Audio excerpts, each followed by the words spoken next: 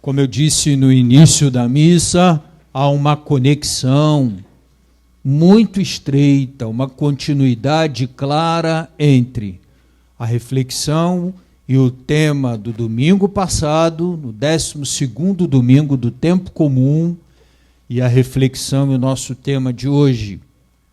Vou recordar brevemente o domingo passado. Jesus convidou os discípulos. Foi um convite de Jesus para que eles fossem para outra margem.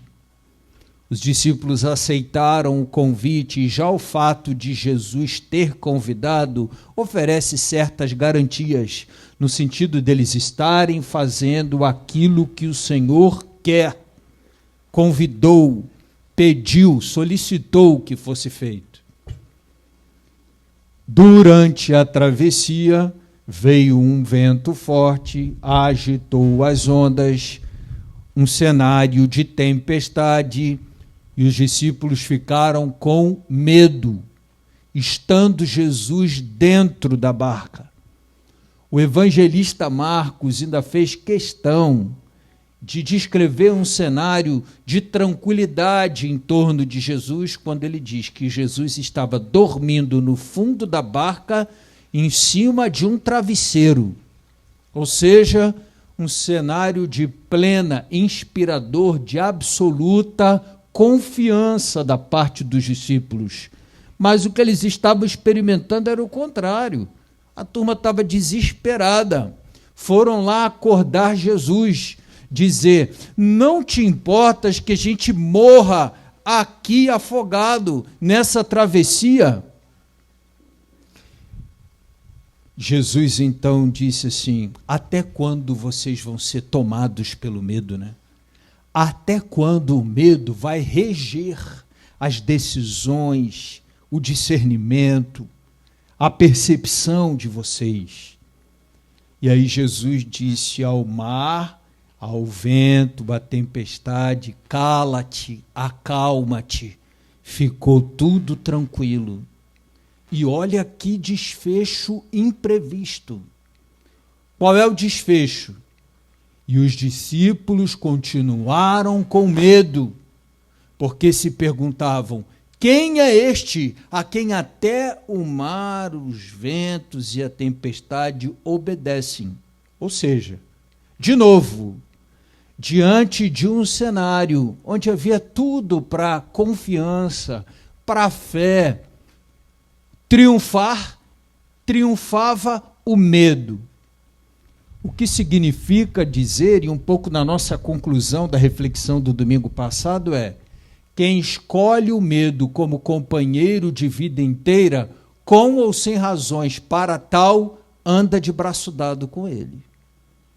Quem escolhe a confiança, a fé, como companheiro de caminhada e de vida inteira, com razões, e sempre há bastante, mas mesmo em momentos em que o medo ronda, espreita esta nossa confiança, é para ela que a gente dá o braço e é com ela que a gente caminha. Porque os discípulos, desde o início, tinham tudo para caminhar com ela. Jesus estava dentro da barca com eles, e mesmo assim a turma teve medo. Bom, depois que a razão do medo foi embora, criou-se uma outra razão para medo. Medo de Jesus, do poder de Jesus, que tinha acabado de livrá-los de uma possível tempestade que levasse à morte. Ou seja, fruto, e nossa conclusão do domingo passado foi: ou bem escolhemos o medo como companheiro e a confiança e a fé saem pela porta dos fundos, ou a gente bem escolhe a confiança e a fé e o medo não vem morar dentro de nossa casa e vida. Vamos ao nosso texto de hoje. A relação de continuidade é clara. Jesus sugere que eles façam de novo a travessia para outra margem, ou seja, fizeram o caminho de volta. Quando chegaram lá na praia cheia, Barra de Guaratiba, verão, aquele cenário, praia cheia. Jesus desce do barco e quer permanecer ali. Deseja, podia não ter, mas deseja permanecer ali para estar com a multidão, com as pessoas e tal.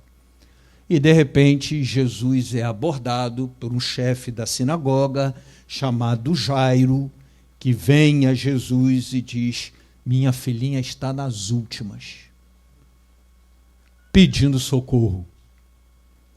Jesus o aborda de uma forma e depois, no meio de uma situação, ele faz uma outra abordagem. Jesus diz: vamos até lá.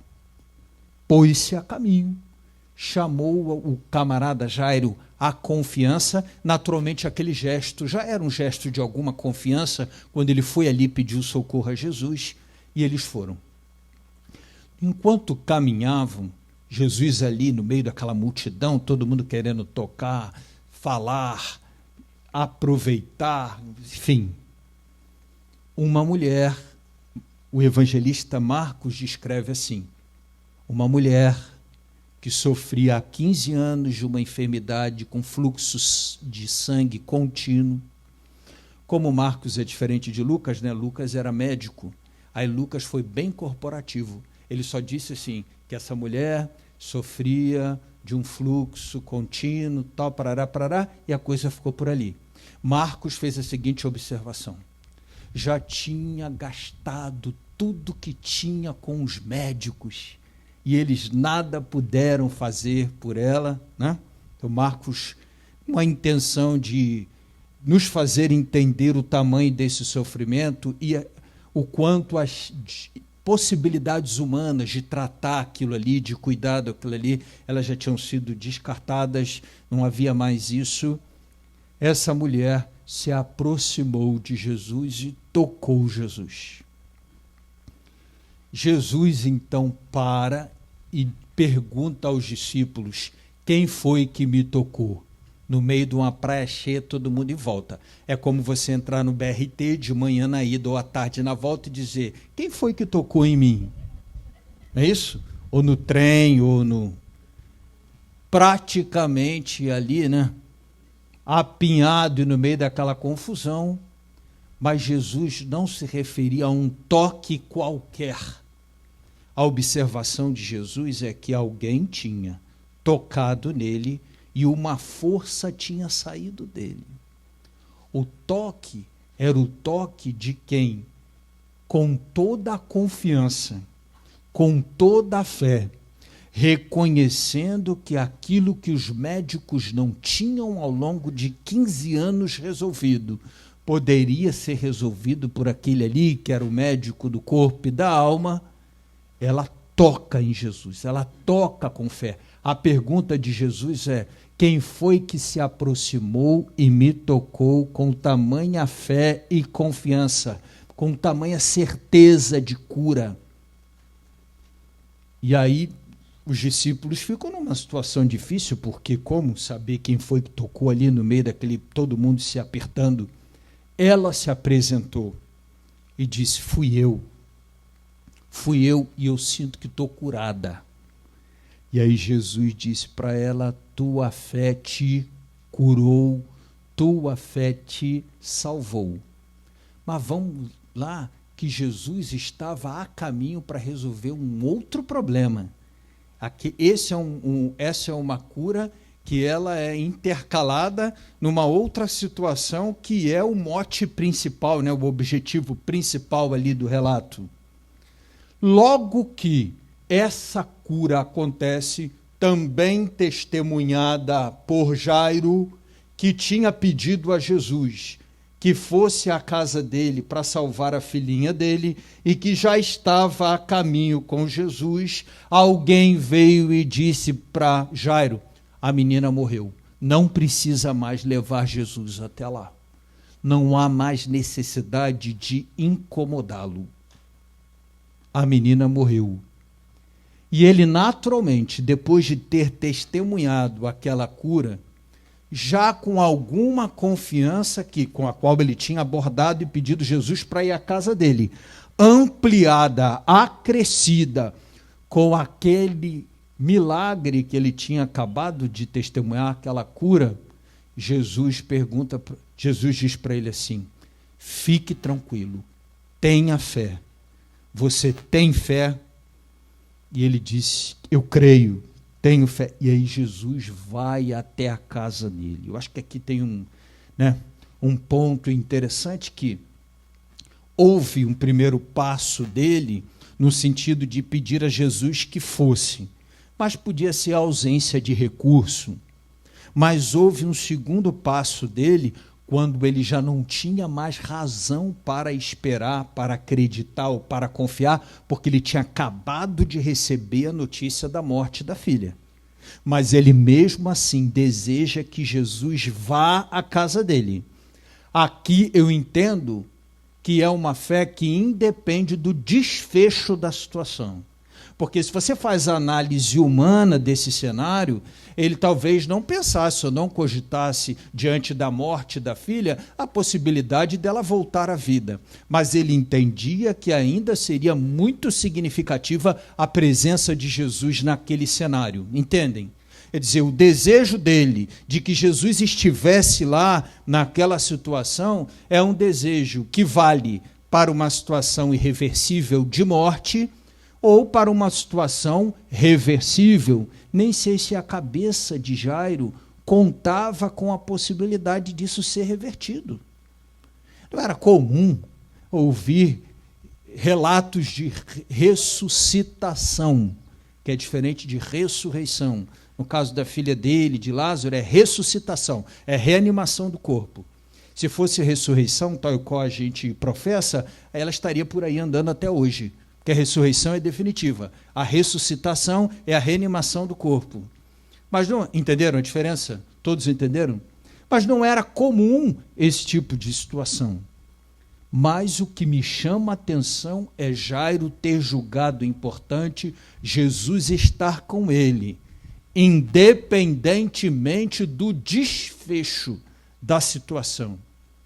Aqui, a meu ver, está o que há de mais importante no que diz respeito à nossa confiança, a gente não ter medo, à nossa fé, que é crer independentemente do desfecho. Crer porque o Senhor está com, e não porque Ele vai fazer como eu acho que deva ser.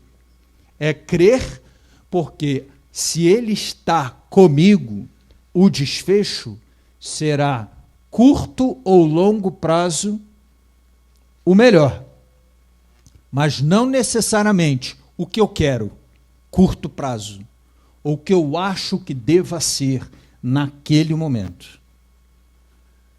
Eu, por exemplo, diante desse texto de Jairo, da filha de Jairo, eu penso muito, por exemplo, em histórias de pessoas que tiveram adoecimentos graves de filhos, o que para os pais é um terror, né?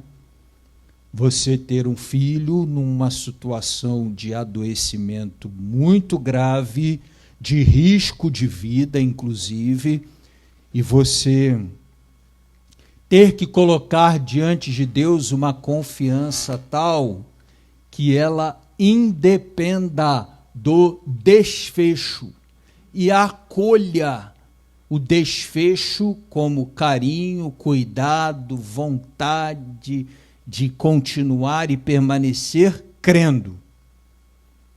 Conheço muitos pais que tiveram o desfecho semelhante ao de Jairo, o filho de volta para casa, ou a filha de volta para casa. Mas conheço muitos pais que sepultaram seus filhos, mesmo tendo ali com muita fé.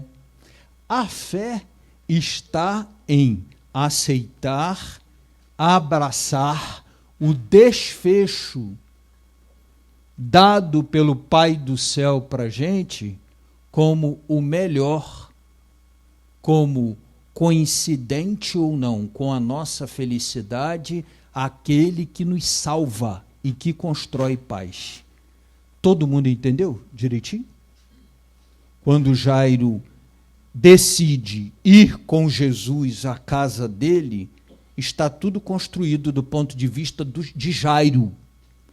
Porque ele entendeu que era importante Jesus estar lá, porque entende que um desfecho com ele é muito melhor que um desfecho sem ele. Mas Jairo não controlava o desfecho, não controlou o desfecho. Que, graças a Deus, no caso dele, foi a menina voltar à vida. Mas pode ser diferente, poderia ser diferente.